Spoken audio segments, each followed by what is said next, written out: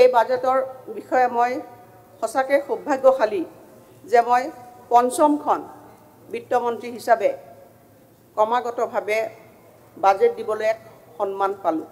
আৰু সেই সন্মান মোৰ কোনো ব্যক্তিগত সন্মান নহয় আৰু সেই সন্মান গোটেই ৰাজ্যখনৰ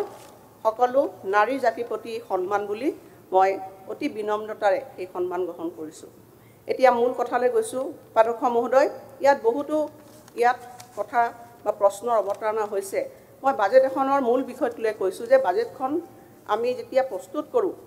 আমি তাৰ প্ৰিন্সিপলটো কি সেইখিনিৰ ওপৰতে মই প্ৰথমে কৈছোঁ যে বিভিন্ন সদস্যবিলাকে কৈছে যে এইবাৰ মই বাজেটখন দিছোঁ যে ইয়াৰ মূল পুঁজিটো হৈছে বাজেটৰ 1,55,428.75 কোটি আৰু ইয়াত আমি ৰেভিনিউ এক্সপেণ্ডিচাৰ ৰাখিছোঁ 1,17,225.96 কোটি আৰু ইয়াত কেপিটেল এক্সপেণ্ডিচাৰ আমি ৰাখিছোঁ 38,759.18 কোটি আৰু মূল প্ৰশ্নটো আহিল যে এই পুঁজিখিনি ক'ৰ পৰা আহিব। এই পুঁজিখিনিৰ কিমান শতাংশ আমি পুঁজি ক'ৰ পৰা আহিছে বাজেটৰ পিছফালে আমি স্পষ্টভাৱে দিছোঁ। গতিকে ইয়ে কি সূচাইছে যে মোৰ বাজেটখন ট্ৰান্সপাৰেণ্টলি আমি পুঁজি ক'ৰ পৰা আহৰণ কৰিম, কেনেধৰণে খৰচ কৰিম, গোটেই কথাখিনি উপাধ্যক্ষ মহোদয় মই বিস্তৃতভাৱে দিছোঁ। এতিয়া আপোনালোকে চাওক যে ষ্টেট টেক্স ৰেভিনিউ মই কিমান দিছোঁ 22.40%, নন টেক্স ৰেভিনিউ দিছোঁ 5.38%, শ্বেয়াৰ অফ চেণ্ট্ৰেল টেক্সেছ মই দিলোঁ 28.63%। এতিয়া এই দুটা কথাতে আহিল উপাধ্যক্ষ মহোদয়। বহু মাননীয় সদস্যই কৈছে যে আমাৰ নিজা উৎপাদন ষ্টেট অন ৰেভিনিউ মাত্ৰ 28%। এইটো নহয় উপাধ্যক্ষ মহোদয়। আমাৰ পুঁজি কিমান যে শ্বেয়াৰ অফ চেণ্ট্ৰেল টেক্সেছ আমাৰতো প্ৰাপ্য। আজি আমাৰ নিজা পুঁজি হেতু শ্বেয়াৰ অফ চেণ্ট্ৰেল টেক্সেছত কি কি থাকে প্লিজ শ্বেয়াৰ অফ চেণ্ট্ৰেল টেক্সেছত কি কি থাকে আমাৰ নিজৰ পুঁজি বুলি অখিল গগৈ ডাঙৰীয়া ৰিপ্লাই দিয়াৰ টেক্সেছৰ পইচাটো কি কি হিতানৰ পৰা ৰিপ্লাই দিয়াৰ পিছত যদি কিবা থাকে আপুনি ক'ব। উপাধ্যক্ষ মহোদয়, মই এতিয়া কথা পাতি তেখেতৰ কথা বক্তব্য মই সুন্দৰকৈ শুনি আছোঁ। মই ইয়াত 4 ঘণ্টা বহি আছোঁ। উপাধ্যক্ষ মহোদয়, মোৰ কথাখিনি ক'বলৈ দিয়ক। Share of central taxes, on tax revenue, non tax আৰু টেক্স মিলি আমাৰ 57.63%। এই পুঁজিখিনি কোনে দিয়ে? শ্বেয়াৰ অফ চেণ্ট্ৰেল টেক্সে আমাৰ ইয়াৰ পৰাই লৈ যায় আৰু সেই পুঁজিখিনি আমি ঘূৰাই পাওঁ আৰু সেই পুঁজিখিনি অনাৰ কিন্তু যিটো কৃতিত্ব সেইখিনি ৰাজ্য চৰকাৰে পাব লাগিব। এইকাৰণে পাব লাগিব যে আগতে উপাধ্যক্ষ মহোদয় এই সদনত মই বহুবাৰ বহিছোঁ, বাজেট মই নিজে দেখিছোঁ উপাধ্যক্ষ মহোদয়। এই পুঁজিবিলাক কেন্দ্ৰীয় চৰকাৰৰ পৰা আনিব নোৱাৰে। কাৰণবিলাক কি যে শ্বেয়াৰ অফ চেণ্ট্ৰেল টেক্সেছ কেনেদৰে দিয়ে উপাধ্যক্ষ মহোদয় মই আপোনাক দেখুৱাইছোঁ। শ্বেয়াৰ অফ চেণ্ট্ৰেল টেক্সেছ উপাধ্যক্ষ মহোদয় ইয়াত যিটো ডিভলিউশ্যন গ্ৰাণ্ট কৰে কেনেধৰণে কৰে মই 3টা বছৰ মই কিমান গ্ৰাণ্ট হৈছে সেই কথাখিনি ফাইনেন্স কমিশ্যনৰ ৰিকমেণ্ডেশ্যন কিমান এমাউণ্ট আৰু গভৰ্ণমেণ্ট অফ আছামে কিমান পাইছিল মই সেইটো কৈছোঁ। 2013-14 ইয়াত ফাইনেন্স কমিশ্যনে ৰিকমেণ্ডেশ্যন কৰিছিলে 12,072 কোটি টকা। পালোঁ কিমান আমি পালোঁ 11,500 কোটি টকা। 14-15 ৰিকমেণ্ডেশ্যন আছিল 14,200 টকা। পালোঁ কিমান 12,000। 15-16 ৰিকমেণ্ডেশ্যন আছিল 19,000। পালোঁ কিমান 16,000। এতিয়া আপুনি আহক 21-22 বৰ্ষলৈ। 21-22 বৰ্ষত আপুনি চাব যে ৰিকমেণ্ডেশ্যন কিমান আছিলে 20,000। পালোঁ কিমান 28,151 টকা। 22-23 বৰ্ষত ৰিকমেণ্ডেশ্যন চাওক উপাধ্যক্ষ মহোদয় 22,917 কোটি টকা।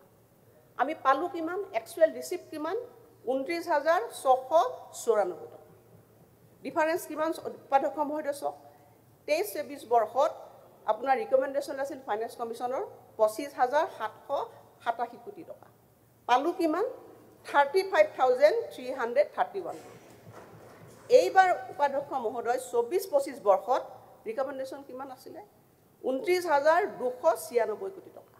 পালোঁ কিমান 40,254 কোটি টকা। এইবাৰ আমাৰ 25-26ত ফাইনেন্স কমিশ্যনৰ ৰিকমেণ্ডেশ্যন কিমান আছিলে 33,551 কোটি টকা। কিন্তু বাজেটিং কিমান কৰিলে তেওঁলোকে এইবাৰ ইউনিয়ন বাজেটত এল'কেশ্যন কিমান বঢ়ালে সেইটো বঢ়ালে 44,494 কোটি। এইটোৱে হৈছে ৰাজনৈতিক সদিচ্ছা। কেতিয়াবা কোৱা হয় উপাধ্যক্ষ মহোদয় এই পুঁজিখিনি আৰু আমাৰ নিজৰ কৃতিত্ব আছে উপাধ্যক্ষ মহোদয় দিনে ৰাতি 24/7 ৰাজ্যখনে কাম কৰাৰ কাৰণে এইবাৰ মই মোৰ বাজেটৰ প্ৰথমতে মই লিখিছোঁ উপাধ্যক্ষ মহোদয় যে আমি 18,500 কোটি টকা এজ এ মানে আমাৰ ষ্টেটৰ স্পেচিয়েল গ্ৰাণ্ট হিচাপে আমি অসমে পাবৰ কাৰণে সক্ষম হৈছোঁ তো এইখিনি কৰাৰ কাৰণে পইচা এনেই নাহে উপাধ্যক্ষ মহোদয় আজি যে আমি বাজেটখন মই দেখুৱাইছোঁ যে 41,000 কোটি টকাৰ পৰা আজি যে আহি আমি যে 1 লাখ আমি কৈছোঁ যে 43,000 কোটি টকা খৰচ কৰিব পাৰিম Rome was not built in a day ইয়াৰ কাৰণে উপাধ্যক্ষ মহোদয় আমি প্ৰত্যেকটো সময় আমি কাম কৰিছোঁ উপাধ্যক্ষ মহোদয় আৰু কাম কৰাৰ কাৰণে অসমত কৰ্ম সংস্কৃতি হৈছে আজি জাকিৰ হুছেইন চুটিয়া ডাঙৰীয়াই কৈছে যে কৰ্ম সংস্কৃতি হয় মই লিখিছোঁ বাজেটত যে এটা অসমৰ সময় আছিল য'ত কৰ্ম সংস্কৃতিৰ আমাৰ অৱক্ষয় ঘটিছিল আৰু তাৰ ফলস্বৰূপে কোভিডৰ নিচিনা এটা সময় আমি পাৰ কৰিলোঁ আজি স্বাধীনতাৰ ৭৫ বছৰ পাৰ হ'ল উপাধ্যক্ষ মহোদয় আজি স্বাধীনতাৰ অমৃতকালত উপনীত হৈছোঁ আৰু সেইকাৰণেহে যোৱা ৯টা বছৰ পিছত মই আজি 1,55,00,000 টকাৰ বাজেট দিবলৈ ইয়াত সক্ষম হৈছোঁ আজি আত্মপত্ৰৰে উপাধ্যক্ষ মহোদয় মই কৈছোঁ এখন আত্মনিৰ্ভৰশীল অসম এখন বিকশিত অসম এখন সংস্কৃতিবান অসম এখন কৰ্ম সংস্কৃতিৰে ভৰা অসম তৈয়াৰ কৰিবৰ কাৰণে এই বাজেটখন আমি প্ৰস্তুত কৰিছোঁ ইয়াৰ লক্ষ্য সুনিশ্চিত উপাধ্যক্ষ মহোদয় যে আমি লক্ষ্যত উপনীত হ'ব লাগিব আজি অখিল গগৈ ডাঙৰীয়াৰ কথাখিনি শুনিব আপুনি বহুত জুনিয়ৰ প্ৰথমবাৰৰ কাৰণে আহিছে বহুত শিকিব লগা আছে হয় নাই মইতো আপোনাৰ জ্যেষ্ঠ ভগ্নী আপুনি গোলাঘাটৰ জোৱাই মই সদায় মৰম কৰোঁ আপোনাক গতিকে সেই ভগ্নী মই বাজেটখন প্ৰথমতে কি ক'লোঁ যে প্ৰথম বাজেট দিওঁতে কি কৈছোঁ যে মাতৃৰ মমতাময়ী অন্তৰেৰে মই এখন বাজেট দিছোঁ আৰু এইখন বাজেট মই কি কৈছোঁ যে প্ৰাপ্তিৰে মই এইখন বাজেট দিছোঁ যে যোৱা 4টা বছৰ মোৰ যি ৰাজনৈতিক অভিজ্ঞতা হ'ল বিত্তমন্ত্ৰী হিচাপে সেই অভিজ্ঞতাৰহে মই আপোনাক এইখিনি কথা কৈছোঁ তথ্য আছে মোৰ হাতত গোটেইখিনি তথ্য আছে আপুনি যিখিনি কথা কৈছে সেইখিনি কথাই আপুনি বেলেগ ধৰণে কৈছে আৰু সঁচাটো মই বেলেগ ধৰণে ক'ব লাগিব কাৰণ যেতিয়া এখন ৰাজ্য চলাব লাগে ৰাজ্য চলালে ইয়াত কিছুমান ইয়াত স্থিত থাকে সেইমতে কাম হ'ব লাগে আপুনি ঋণৰ কথা যিখিনি কৈছে ৰাজ্য পৰিচালনা কৰিবৰ কাৰণে কেনেধৰণে আগবাঢ়ি যায় সকলোখিনি ৰিজাৰ্ভ বেংকৰ নীতি নিয়ম মানি মোৰ বাজেটখন প্লেচে কৰিছোঁ মই দেখুৱালে যে 77% ক'ৰ পৰা আহিব ফাইনেন্স কমিশ্যনৰ গান চেণ্ট্ৰেল গভৰ্ণমেণ্টৰ যিখিনি এছিষ্টেঞ্চ সকলোখিনি লাগিব কাৰণ আজিতো আমি একেদিনে অসমখন গঢ়িব নোৱাৰোঁ আপুনি নিজেও জানে যে একেদিনে অসম গঢ়িব পাৰে নেকি 41,000 crores এক্সপেণ্ডিচাৰৰ পৰা আজি যদি 1 লাখ কোটি টকা অসমে খৰচ কৰিছে এইটো আপুনি কৃতজ্ঞতা ভাল কৰিছোঁ বুলি আপুনি নক'ব পাৰে কিন্তু অসমৰ মানুহে কিন্তু সেই স্বীকৃতি আমাক প্ৰদান কৰিছে গতিকে সেইখিনি কথাৰে সম্পূৰ্ণ দায়বদ্ধতাৰে মই উপাধ্যক্ষ মহোদয় এই কথাখিনি কৈছোঁ যে আমি ডেপ GSDP ৰেচিঅ' সম্পূৰ্ণ মেইনটেইন কৰিছোঁ আপুনি ক'ৰ পৰা বেলেগ এটা 50% কৈছে মই নাজানো মই যিটো ডেপ GSDP ৰেচিঅ' আমাক কয় সেই ডেপ GSDP ৰেচিঅ' আমি প্ৰপাৰলি মেইনটেইন সেইটো বাইদেউ মই যিটো কৈছোঁ এইটো কনষ্টেণ্ট প্ৰাইচত আপুনি যিটো কৈছে কাৰেণ্ট প্ৰাইচত ডেপ GSDP আমি মেইনটেইন কৰি আছোঁ অসম একেখিনি ডেপ GSDP অসমবৰ্ষৰ ভাৰতবৰ্ষৰ বাহিৰৰ ৰাজ্যবিলাকো মেইনটেইন কৰি থাকে আৰু সেই আৰু এবাৰ বাজেটত মই কাগজ দিছোঁ তুলনামূলকভাৱে আমি সকলো ডেপ GSDP ৰেচিঅ' মেইনটেইন কৰিছোঁ ৰিচিভ এক্সপেণ্ডিচাৰ যিটো পাৰ্চেণ্টেজ মেইনটেইন কৰিব লাগে সেইটোও আমি কৈছোঁ সকলো পেৰামিটাৰৰ ভিতৰত আমি ৰাজ্যখন আছোঁ সম্পূৰ্ণ স্পষ্টতাৰে মই সেইখিনি কথা অধ্যক্ষ মহোদয় আপোনাক কৈছোঁ এতিয়া ৰেভিনিউ এক্সপেণ্ডিচাৰলৈ মই আহিছোঁ যে ৰেভিনিউ এক্সপেণ্ডিচাৰ কেপিটেল এক্সপেণ্ডিচাৰ আমি কেপিটেল এক্সপেণ্ডিচাৰ আহোঁ কিমান টকা মই ক'লোঁ 2,900 পৰা কিমান আহি পালোঁহি আমি জাৰ্ণি কিমান আছিলে 2,900 crores এতিয়া মই আপোনাক কিমান বুলি কৈছোঁ 25,000 crores কিমান গুণ উপাধ্যক্ষ মহোদয় আপুনি চাওক 8 গুণ যাম 8 টাইমছ আমি জাম্প কৰিছোঁ গতিকে এইটো সহজ কথা নহয় আজি অসমৰ নিচিনা এখন ৰাজ্য আগতে আমি কৈছোঁ বহুত আলোচনা হৈছে ইয়াতে যে আমি ইয়াৰ অসমৰ কেনেকৈ অগ্ৰগতি কৰিব পাৰোঁ অৰ্থনৈতিকভাৱে এখন শক্তিশালী অসম তৈয়াৰ কৰিব পাৰোঁ আমি সকলো তাত একমত আমি কাৰো দ্বিমত নাই আমি ৰুলিং অপজিশ্যন সকলোৱে ইয়াত বহিছোঁ এইকাৰণে বহিছোঁ যে অসমখন শক্তিশালী অসম তৈয়াৰ কৰিব লাগে আৰু সেই অসমৰ নিৰ্মাণৰ আমি অংশীদাৰ সকলো হ'ব লাগে মই সেই চিন্তাধাৰাই আপোনাক আহ্বান জনাইছোঁ কথাখিনি সঁচা তথ্যটো আপোনালোকক কৈছোঁ যে 3,000 কোটি টকাৰ পৰা আজি 25,000 কোটি টকা অসমৰ নিচিনা এখন মজলীয়া দেশৰ ৰাজ্যই জাম কৰাটো সহজ কথা নহয় মই প্ৰথমবাৰ যেতিয়া বিত্তমন্ত্ৰী আসনত বাকী ভাৰতবৰ্ষৰ বিত্তমন্ত্ৰীৰ ওচৰত বহিছিলোঁ মোৰ যেতিয়া কিমান খৰচ তেতিয়া ক'বলৈ অলপ বেয়া লাগিছিল অন্ধ্ৰপ্ৰদেশৰ ওচৰত যেতিয়া এই হিচাপে A4 আসামত মই বহোঁ তেতিয়া মোৰ বেয়া লাগে কিন্তু আজি যেতিয়া মই মানে GST মিটিঙত গৈছোঁ যেতিয়া মই গৌৰৱেৰে কৈছোঁ মাই বাজেট ইজ 1,55,000 crore তেতিয়া মই এটা গৌৰৱেৰে গৈছোঁ সেইটোৱে কথা আজি প্ৰথমবাৰৰ বাবে অধ্যক্ষ মহোদয় অসমে মূল খুঁটিলে আহিছে মানে কম্পিটিশ্যনৰ মুজত আহিছে ভাৰতবৰ্ষৰ 28খন যি ৰাজ্য আছে 28খন ৰাজ্যৰ মাজত আজি অসমে নিজৰ পৰিচয় দিবলৈ সক্ষম হৈছে এতিয়া A for Apple নহয় A for আসাম হ'বলৈ আমি আগবাঢ়ি গৈছোঁ উপাধ্যক্ষ আজি প্ৰধানমন্ত্ৰী ডাঙৰীয়াক মই প্ৰথমতে কিয় মই তেওঁক মানে ব্যক্তিগতভাৱে নহয় আমি ৰাইজৰ ফালৰ হৈ আমি তেখেতক আমি কৃতজ্ঞতা জ্ঞাপন কৰিছোঁ তেখেতৰ সদিচ্ছা আছে আজি প্ৰধানমন্ত্ৰী আজি দেশৰ প্ৰধানমন্ত্ৰী তেখেতে চাইছে যে মই কৈছোঁৱে যে অসম আমাৰ ৰূপহী গুণৰ উন্নয় শেষ ভাৰতৰে পূৰ্বৰ সূৰ্য উঠা দে মোৰ পূৰ্বৰ দুখত অসমী আই মই গুণ শেষ কৰিব নোৱাৰোঁ উপাধ্যক্ষ মহোদয় মোৰ অন্তৰে অন্তৰে অসমী আই জাগ্ৰত হৈ আছে মই নিজে এগৰাকী মহিলা মই মাতৃ গতিকে সেইকাৰণে অসমীয়াৰ মই গুণ শেষ কৰিব নোৱাৰোঁ সেইকাৰণে সেই বাজেটত অসমীয়া আইক আমি কেনেকৈ আগবঢ়াই লৈ যাম সেইখিনি কথা দিনে ৰাতি আমি সকলোৱে চিন্তা কৰিছিলোঁ মুখ্যমন্ত্ৰী ডাঙৰীয়াই কৈছিল যে মই কালি সিদিনাখন আপোনালোকে দেখিছে মই অন্তৰ উজাৰি দিম অসমীয়াই কিমান দিব লাগে সেইখিনি কৰিবৰ কাৰণে আমি চিন্তা চৰ্চা কৰিলোঁ অসমখনক আগুৱাই লৈ যাব লাগে সামাজিকভাৱে আগুৱাই লৈ যাব লাগে সকলো দিশত অৰ্থনৈতিকভাৱে শক্তিশালী কৰিব লাগে ইমান সহজ কথা নহয় আপুনি যিমান তালিকা গাঁথিল কৰিলে কিছুমান হয়তো বাজেটখন আপুনি ভালকৈ পঢ়া নাই বহুখিনি ইয়াত সোমাই আছে গতিকে এইকাৰণে কৈছোঁ যে অসমখনক আমি সকলো দৃষ্টিভংগীৰে চাব লাগিব এখন হলিষ্টিক আসাম আগবাঢ়ি যোৱা অসম হ'ব লাগিলে সকলো দিশ ইয়াৰ মানুহৰ 3,12 লাখ মানুহৰ মনৰ কথা ক'ব লাগিব মুখ্যমন্ত্ৰী ডাঙৰীয়াই সেইকাৰণে কৈছে এখন আত্মা থকা অসম কৰিব লাগে যে অকল ইনফ্ৰাষ্ট্ৰাকচাৰ অসম নহয় এই অসমখনক এখন বিকশিত অসম কৰিব লাগিলে মানুহৰ মানৰ দুখ সুখ সকলো বুজিব লাগিব কালি বিৰোধী দলৰ দলপতি ডাঙৰীয়াই কথা এটা কৈছে মই সেইটো কথা নকওঁ যে মজুৰি কিমান পাইছে আজি চাহ জনগোষ্ঠীৰ মানুহসকলে আজি তেখেতসকলে নিজৰ বায়ু পানী অসমৰ গ্ৰহণ কৰি নিজৰ দেহৰ তেজ পানী কৰি এই অসমী আইক আজি অসমৰ চাহক বিশ্ব দৰবাৰত প্ৰতিষ্ঠা কৰিছে সেই চাহৰ আজি 200 বছৰ হৈছে সেই 200 বছৰীয়া চাহৰ সেই গৌৰৱময় মুহূৰ্তত আমি তেওঁলোকক বিনম্ৰভাৱে কৃতজ্ঞতা জনাইছোঁ অধ্যক্ষ মহোদয় তাৰ বাহিৰে একো নহয় আমাৰ ধৃষ্টতা আছে নেকি এই চাহ জনগোষ্ঠীৰ লোকসকলৰ ওপৰত আমি তেওঁলোকৰ এই গৌৰৱৰ মুহূৰ্তত আমি তেওঁলোকৰ ওচৰত থিয় হৈছোঁ কালি টিভিৰ পৰ্দাত বহুতে সুধিছে যে আপোনালোকৰ কেনেকুৱা লাগিছে তেতিয়া কৈছে যে আমাক কিবা এটা দিছে আমি ল'ৰা ছোৱালীৰ কাৰণে কিবা এটা ল'ব পাৰিম এই অনুভূতি বুজিবলৈ চেষ্টা কৰক আজি এই অনুভূতিবিলাক মানুহৰ নুবুজাৰ কাৰণে অধ্যক্ষ মহোদয় আমাৰ মাজত ইমান শতিকা জোৰা গেপৰ সৃষ্টি হৈছে চাহ জনগোষ্ঠীৰ লোকসকলৰ কথা মই ক'বলৈ যাওঁতে মই নিজে এগৰাকী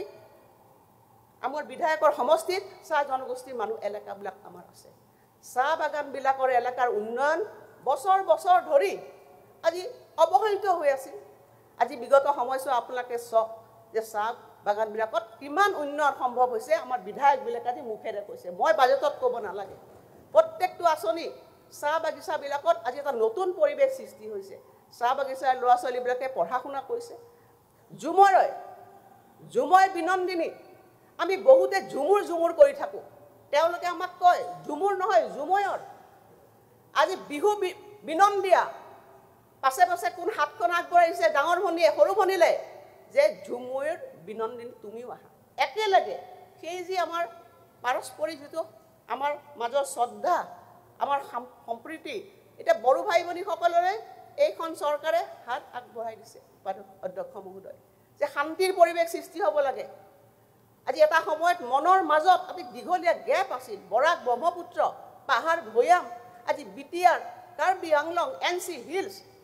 এইবিলাক কি কাৰণে সৃষ্টি হৈছিল অধ্যক্ষ মহোদয় আমি মানুহৰ মনৰ কথা শুনিব নোখোজাৰ কাৰণে আজি এইবিলাক অৱস্থাৰ সৃষ্টি হৈছে বাইদেউ ফিস্কেল ডেফিচিটটো কেলে বেছি হৈ গ'ল শান্তি আহিছে বাইদেউ ফিস্কেল ডেফিচিটটো সেন্ট্ৰেল গভৰ্ণমেণ্টে দিয়া টাৰ্গেটতকৈ বেলেগ কেলে বেছি হ'ল বাইদেউ আগতে ৰিপ্লাইটো দিবলৈ দিয়া ফিস্কেল ডেফিচিটটো বেলেগ কথা দিবলৈ দিয়া আমাক বাজেটৰ বিষয়ে কওক ফিস্কেল ডেফিচিট কেলে বাঢ়ি গ'ল বাইদেউ অধ্যক্ষ মহোদয় অসমত আজি বাজেটে প্ৰগতি আহিছে আৰু প্ৰগতিৰ ঠিকে আছে এইটো বাজেটে কৰিব পাৰিছোঁ মোৰ বাজেটখনত আপোনালোকে দেখিছে যে এটা কথা অধ্যক্ষ মহোদয় মই দেখি আছোঁ যে বহুতো সদস্যই কৈছে যে বাজেটখনত পইচা আমি কমকৈ ৰাখিছোঁ যোৱাবাৰ আৰিৰ কাৰণে কিন্তু বাজেট এষ্টিমেশ্যন যেতিয়া কৰোঁ তাত আমি এই বছৰত আমাৰ ৰিচোৰ্চ মেপিংটো চাই এষ্টিমেশ্যন কৰোঁ আৰু যেতিয়া সময়ে সময়ে বিভিন্ন ধৰণৰ পুঁজি আমাৰ হয়তো আমি সেই estimate budget is nothing but N estimate আজি মই 200 টকা ধাৰ্য কৰিছোঁ মোৰ টেক্স কালেকশ্যন তাত বেছিকৈ বাঢ়িছে কেন্দ্ৰীয় চৰকাৰে যিটো অংশ আমাক ৰাখিছে সেইটো 11,000 কোটি টকা মোক বেছিকৈ দিলে গতিকে আৰি বি লগত বি কম্পেয়াৰ আপুনি কৰিব আৰিৰ লগত আপোনালোকে আৰি কম্পেয়াৰ কৰিব আৰু যোৱাবাৰ যিখন মই বাজেট দিছিলোঁ আপোনালোকে এবাৰ দেখিলে যে প্ৰথম বি পিছত মোৰ যিখন আৰি হ'ল তাত 1,68,000 কোটি টকা হৈছে আৰু সমানুপাতিকভাৱে এইবাৰৰ যিখন মই বাজেট দাখিল কৰিছোঁ এই বাজেটখনো আমি যেতিয়া সাপ্লিমেণ্টাৰী ডিমাণ্ড দিম তেতিয়ালৈকে বিভাগবিলাকৰ বিভিন্ন ধৰণৰ ডিমাণ্ড আহিব সেই বাজেটখনৰ পুঁজি ডেফিনেটলি বৃদ্ধি হ'ব আৰু আমি আশা কৰিছোঁ যে এই বাজেটখনৰ আৰু অন্তত 20-25,000 কোটি পিছৰে বৃদ্ধি হ'ব পাৰে আৰু এল'কেশ্যনটো ইজ এ ডাইনামিক আজি বিভিন্ন ক্ষেত্ৰত কেন্দ্ৰীয় চৰকাৰ কিছুমান আঁচনি পইচা আহি যায় আৰু ডিপাৰ্টমেণ্টবিলাকৰ আমাৰ আপোনালোকে জানে যে এটা কণ্টিজেঞ্চি ফাণ্ড থাকে সেই কণ্টিজেঞ্চি পুঁজিটো মই যোৱাবাৰ 8,000 কোটি টকালৈ বৃদ্ধি কৰিছিলোঁ এইবাৰ 8,000 কোটি টকা নাই যিটো নৰ্মেল মোৰ 2,000 ক্ৰ'ৰ্ছৰ মোৰ কণ্টিজেঞ্চি ফাণ্ড আছে সেইটোৱে মই ৰাখিছোঁ যদি প্ৰয়োজনীয়তা হয় সেইটো কণ্টিজেঞ্চি ফাণ্ডটো মোৰ বাঢ়িব আৰু ডিপাৰ্টমেণ্টবিলাকে যেতিয়া তেওঁলোকৰ আঁচনিৰ বাবে পুঁজি ধনৰ প্ৰয়োজন হ'ব এই কণ্টিজেঞ্চি ফাণ্ডৰ পৰা তেওঁলোকে সেই পুঁজি ব্যৱহাৰ কৰিব পাৰিব ইয়াত কোনো আমি স্পেচিফিকেলি কাৰো আমি উদ্দেশ্য প্ৰণীতভাৱে বাজেট কাটিং কৰা নাই ইয়াত আমি যিমানখিনি পুঁজি দিব লাগে দিছোঁ পৰৱৰ্তী পৰ্যায়ত যদি আমি পুঁজি ব্যৱহাৰ কৰিব লাগে অতিৰিক্তভাৱে সেইখিনি আমি পুঁজি গ্ৰহণ কৰিম কিন্তু এটা কথা আপোনালোকে চাব যে ইমান দিন আমি যিটো ৰেভিনিউক আমি এক্সপেণ্ডিচাৰ বুলি কওঁ সেই ৰেভিনিউ এক্সপেণ্ডিচাৰ আমি কিহত খৰচ কৰিছোঁ সেইটো আপোনালোকে চাওক যে স্কুল এডুকেশ্যন বহুতো আমাৰ সদস্যই কৈছে স্কুটি কিয় দিব লাগে চাইকেল কিয় দিব লাগে আজি আমি যিসকলে সামৰ্থ্যৱান আমাৰ ল'ৰা ছোৱালীয়ে স্কুটি আছে আমাৰ গাড়ী আছে আমাৰ যিসকল দৰিদ্ৰ ল'ৰা ছোৱালী তেওঁলোকক স্কুটি দিয়াৰ প্ৰয়োজনীয়তা আছে কাৰণে চৰকাৰে স্কুটি দিছে যাৰ ফলস্বৰূপে ছোৱালীগৰাকীৰ হয়তো সময়ৰ ডিষ্টেঞ্চটো কমি গৈছে আৰু ভালভাৱে শিক্ষা লাভ কৰিব পাৰিছে আজি হেল্থত আপোনালোকে চাওক যে যিমানখিনি এক্সপেণ্ডিচাৰ কৰিছোঁ ৰেভিনিউ এক্সপেণ্ডিচাৰ গতিকে ৰেভিনিউ আৰু কেপিটেল বুলি পেলাই ইয়াত ভাগ কৰিব নালাগে অধ্যক্ষ মহোদয় ৰেভিনিউ এক্সপেণ্ডিচাৰ আমি ভাল কামৰ কাৰণে খৰচ কৰিছোঁ আজি আপোনালোকে কওক যে হেল্থৰ যিবিলাক এনেকুৱা ধৰণৰ কিছুমান আঁচনি আছে যে আমাৰ সৰু সৰু ল'ৰা ছোৱালীৰ মানে হৃদপিণ্ডৰ ফুটাৰো সেইবিলাকৰ কাৰণে আমাৰ ৰেভিনিউ এক্সপেণ্ডিচাৰ খৰচ হয় তাৰ পুঁজি এখন বাজেটত ধৰা আছে গতিকে আপোনালোকে ক'ব নেকি যে ৰেভিনিউ এক্সপেণ্ডিচাৰ কাৰণে এই কামবিলাক আমি কৰিব নালাগে যে বহুতো আঁচনি কমিটেড এক্সপেণ্ডিচাৰ কিমান প্লিজ কমিটেড এক্সপেণ্ডিচাৰ কিমান অনাৰেবল মেম্বাৰ এনেকে হস্তক্ষেপ কৰি ঠিক হোৱা নাই কোনো ৰিপ্লাইৰ মাজত চাহ জনগোষ্ঠীৰ কথা ক'লে হস্তক্ষেপ কৰে মহিলাৰ কথা ক'লে হস্তক্ষেপ কৰে চাহ জনগোষ্ঠী আৰু মহিলাক ইমান কিয় বেয়া পায় কিয় ইমান বেয়া পায় আপোনাৰ চাহ জনগোষ্ঠীৰ কথা ক'লে মহিলাৰ কথা ক'লে কিয় ইমান বেয়া পায় প্লিজ ৰিপ্লাই টু হস্তক্ষেপ কৰা নাই বাজেটত অধ্যক্ষ মহোদয় আচলতে বাজেটত বহুতো ভিতৰলৈ যোৱাই নাই বাজেটখন ভিতৰলৈ যোৱা হ'লে কিছু কাম তেওঁলোকে ভাল পালেহেঁতেন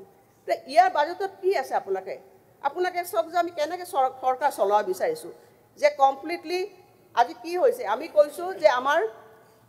ডিব্ৰুগড়ত এটা আমাৰ ছেকেণ্ড কেপিটেল হ'ব লাগে কিয় হ'ব লাগে ছেকেণ্ড কেপিটেল কিয় হ'ব লাগে তাত গ্ৰ'থ হ'ব লাগে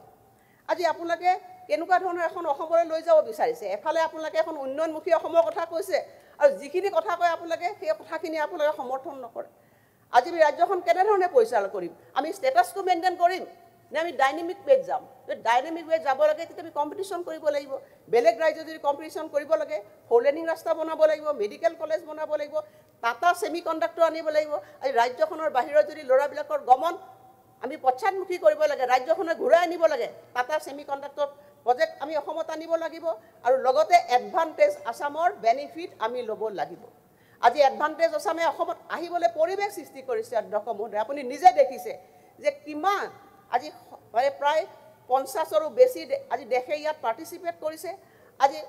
ইণ্ডাষ্ট্ৰিয়েলিষ্টবিলাকে পাৰ্টিচিপেট কৰিছে অসমক এখন ডেষ্টিনেশ্যন হাব বুলি লৈছে আমি লেণ্ড বেংক অসমৰ প্ৰথমভাৱে তৈয়াৰ কৰিছোঁ আজি MSMEবিলাক আপোনালোকে দেখিছে কিমান ধৰণে উদ্যোগীকৰণৰ কাৰণে এটা পৰিৱেশ অসমৰ সৃষ্টি হৈছিলে আগতে কিন্তু তেনেকুৱা ধৰণৰ পৰিৱেশ সৃষ্টি হোৱা নাছিল আজি এডভান্টেজ আসামে এই পৰিৱেশ সৃষ্টি কৰাত আমাক আজি সহায়ক ভূমিকা গ্ৰহণ কৰিছে আৰু সেইকাৰণে আজি অসমত আজি ভাৰতবৰ্ষৰ সকলো মানুহ আজি ইয়ালৈ আহিছে আজি বিশ্বৰ মানুহবিলাক ইয়ালৈ আহিছে আৰু চবেই কৈছে যে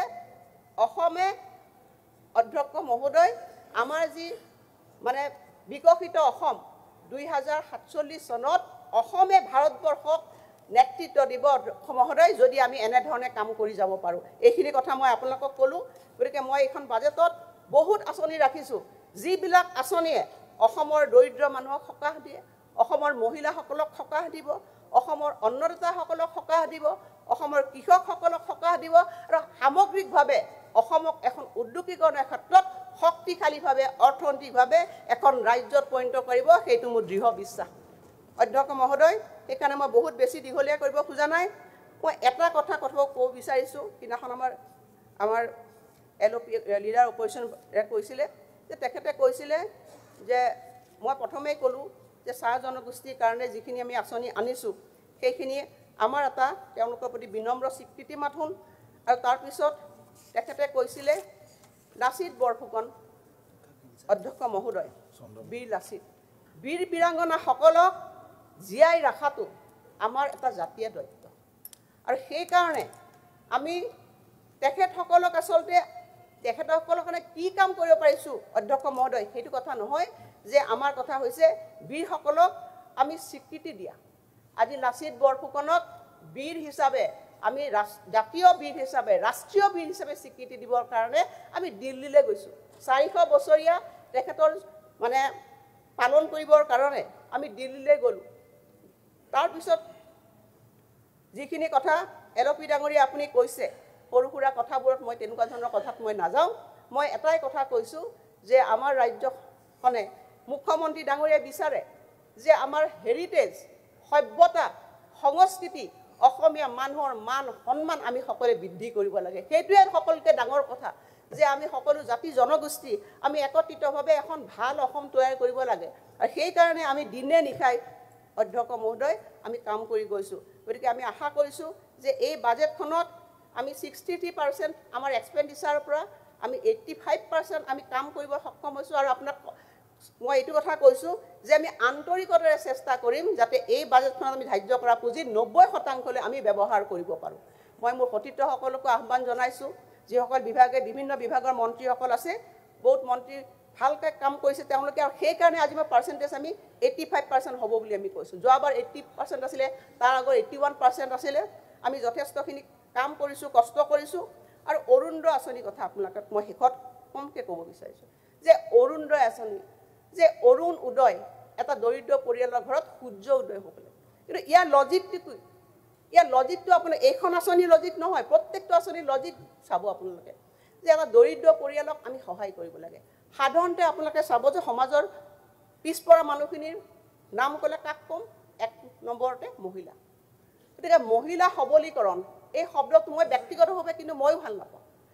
মই আজি সবল হৈছোঁ কিন্তু মই দুৰ্বল এগৰাকী মহিলাৰ সহায় হ'ব লাগিব সেইকাৰণে এগৰাকী মহিলা ইজনী আমি সখী বুলি কওঁ সখা বুলি কওঁ কিন্তু সেই দুৰ্বল শ্ৰেণীক হাত আগবঢ়াৰ দায়িত্ব হৈছে সামাজিকভাৱে আমাৰ সকলোৰে আমি সকলোৱে কাৰোবাৰ মাতৃ আমাক জন্ম দিছে কাৰোবাৰ পত্নী আমাৰ আছে আমাৰ সন্তান আছে গতিকে আমি স্ত্ৰী শক্তিৰ প্ৰতি আমি দায়বদ্ধ হ'বই লাগিব আৰু সেইকাৰণে স্ত্ৰী শক্তিক অৰ্থনৈতিকভাৱে শক্তিশালী কৰাৰ দায়িত্ব চৰকাৰৰ আছে আৰু মই মুখ্যমন্ত্ৰী ডাঙৰীয়াৰ সৈতে সকলোকে সদনক ধন্যবাদ জনাম যে অৰুণোদয়ৰ নিচিনা এখন অভিলাষী আঁচনি যিখন আঁচনিত অসমৰ নিচিনা এখন মজলীয়া ৰাজ্যই 5,000 কোটি টকা আমি ৰাখিবৰ কাৰণে সক্ষম হৈছোঁ যিটো স্বাধীনতাৰ 75 বছৰৰ পিছত মই ভাবোঁ যে মহিলাসকলৰ উত্তৰণৰ কাৰণে এইটো সৰ্বাধিক পুঁজি আমি ৰাখিছোঁ বাকী নিযুত মইনা জাকিৰ হুছেইন সিকদাৰ ডাঙৰীয়াই কৈছে মানে কি বুলি কয় আমাৰ যিসকল চৰ অঞ্চলৰ মানুহ আছে আজি নিযুত মইনা আছে মই আগতে এখন বিধানসভাত বহুবাৰ সেইখিনি একেখিনি কথাই কৈছোঁ যেতিয়া মই জাকিৰৰ লগত বহি আছিলোঁ তেতিয়া মই জাকিৰক কৈছিলোঁ যে জাকিৰ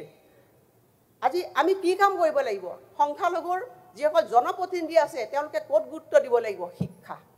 যদি আমি শিক্ষাক গুৰুত্ব মানে দিলোহেঁতেন আজি কিন্তু সংখ্যালঘু মানুহৰ এই অৱস্থা নহ'লহেঁতেন অধ্যক্ষ মহোদয় এইখিনি কথা মই আজি স্পষ্টকৈ কৈছোঁ শিক্ষাৰ কাৰণে আজি সংখ্যালঘু মহিলাসকলকো উত্তৰণ হ'ব লাগিব সেই উত্তৰণত সহায় হ'ব নিযুত মইনা এই নিযুত মইনাৰ 4 লাখ 30 লাখত ইয়াত সংখ্যালঘু ছোৱালী নাই নেকি আপোনালোকে চাব সকলো গভৰ্ণমেণ্ট স্কুলত যিসকল সংখ্যালঘু ছোৱালী আছে তাত তেওঁলোকে উপকৃত হ'ব আৰু সংখ্যালঘু অঞ্চলতে বাল্য বিবাহ সকলোকে বেছি হয় অন্ধবিশ্বাস কুসংস্কাৰ সেই অঞ্চলবিলাকত থাকে চাহ বাগানৰ অঞ্চলত অন্ধবিশ্বাস কুসংস্কাৰ থাকে সেইবিলাক নাইকিয়া কৰিবৰ কাৰণে 18 বছৰৰ পৰা বিবাহ দিব পাৰোঁ শ্ৰী শক্তিৰ ওপৰত যেতিয়া অধিকাৰ থাকে নিজৰ বিবাহৰ ওপৰত জীৱনৰ ওপৰত অধিকাৰ লোৱাৰ তাৰ কাৰণে আমি নিযুত মইনা আঁচনি আনিছোঁ ইয়াত এইবিলাকত কোনো জেণ্ডাৰ নাই স্পেচিয়েলি মই কৈছোঁ যে এইখন নিযুত মইনা আঁচনি জেণ্ডাৰ কিন্তু ইয়াত ধৰ্ম বিবেচিত হোৱা নাই সকলো ধৰ্মৰ মানুহে এই আঁচনিৰ পৰা বেনিফিট পাব গতিকে আমি তেনেধৰণে আহিছোঁ এইবোৰ কথা আমি মনত চিন্তাই কৰা নাই আপোনালোকে আছে সদনত এখন আমি এনেকুৱা এখন অসম বিচাৰিছোঁ উন্নয়নশীল বিকশিত অসম সেই অসমত আমি সকলোৱে সমমৰ্যাদাৰে সম অধিকাৰে আমি জীয়াই থাকিব পাৰোঁ সেই অসমখনকে মুখ্যমন্ত্ৰী ডাঙৰীয়াই দিনে ৰাতি কাম কৰি আছে অধ্যক্ষ মহোদয় আপুনি নিজেই দেখিছে গতিকে আমি সেইবিলাক কথা অতীতটো আৰু খুচৰিবলৈ নাযাওঁ আৰু যিসকলে লোনৰ নামত মানে খুচৰি লাও বুঢ়া কৰিব খুজিছে সেই প্ৰৱণতা আপোনালোকে বাদ দিয়ক আমি যিখিনি লোন লৈছোঁ ৰিজাৰ্ভ বেংকৰ নিয়ম মতে আমি যিখিনি প্ৰাপ্য সেইখিনিয়ে লৈছোঁ আৰু অন্য ৰাজ্যবিলাকে যেনেধৰণে এই একে সংস্কৃতিৰে লোন লৈ বেছি লয় আমাৰ তালিকাখন আজি মই নাগাওঁ কাৰণ এইকাৰণে মোৰ গোৱাৰ ইচ্ছা নাই ইয়াত ৰাখি দিছোঁ একেলগে আপুনি লোন কৰি পেলাই এটা অপপ্ৰচাৰ কৰি পেলাই স্বীকৃতি লাও বুঢ়া কৰিব আৰু নালাগে অসমে আজি নিজৰ ভৰিত থিয় হৈছে অসম তাৰ পৰা আহি এখন বিকশিত অসমৰ যাত্ৰাত গৈছে আৰু সেইকাৰণে মই পুনৰবাৰ সকলোকে অনুৰোধ জনাইছোঁ যে অসমে আজি দক্ষভাৱে নিজৰ যোগ্যতা প্ৰকাশ কৰিছে আৰু সেইকাৰণে আজি অসম ডেষ্টিনেশ্যন হাব হ'বলৈ আগুৱাই গৈছে পুনৰবাৰ মই সেইকাৰণে অধ্যক্ষ মহোদয় মই কৈছোঁৱে যে মোৰ মাতৃক মোৰ আইক মই কেনেধৰণে প্ৰশংসা কৰিম মই ভাবিব নোৱাৰোঁ সেইকাৰণে মই বাজেটত কৈছোঁৱে অসমীয়া আই গুণানুগান গাইছোঁ সেইখন অসম সমৃদ্ধিশালী অসম হোৱাৰ স্বাৰ্থতে মই বাজেটখন প্ৰস্তুত কৰিছোঁ আৰু এইখিনি কথাৰে সকলোকে মই অনুৰোধ জনাইছোঁ যে মন্ত্ৰীসকলে ভালকৈ ইয়াৰ কামখিনি কৰিব লাগে আৰু বিধায়কসকলেও আপোনালোকৰ নিজৰ সমষ্টিত মোৰ বাজেটখনৰ যিখিনি বেনিফিট আপোনালোকে পাব 100% আপোনালোকে সেইখিনি গ্ৰহণ কৰি নিজৰ সমষ্টিৰ দৰিদ্ৰ মানুহৰ সেৱা কৰিবলৈ চেষ্টা কৰক অখিল গগৈ ডাঙৰীয়াকো মই কৈছোঁ তেখেতে মোক বহুতো মেছেজ দি থাকে অধ্যক্ষ মহোদয় মই কওঁ যে সকলোৱে কাম কৰিব লাগে এখন সুন্দৰ অসম ভাল অসম শক্তিশালী অৰ্থনৈতিকভাৱে সবল অসম ভৱিষ্যতে যাতে আমি অসমখনক লৈ গৌৰৱ কৰিব পাৰোঁ কোনেও যাতে কেতিয়াও ক'বলৈ সাহস নকৰে Assam is a land of লাহে আজি অসম আগুৱাই গৈছে সেই চিন্তা চৰ্চাৰে যাতে ভাৰতবৰ্ষৰ মানুহ অসমলৈ আহি কয় সঁচা অৰ্থত অসমত সূৰ্য উদয় হৈছে আৰু 2047 চনত অসমে ভাৰতবৰ্ষক নেতৃত্ব দিব এইখিনি কথা কৈ সকলোলৈকে মোৰ পুনৰবাৰ কৃতজ্ঞতা জনাই মোৰ বাজেট ভাষণ ইমানতে সামৰণি মাৰিছোঁ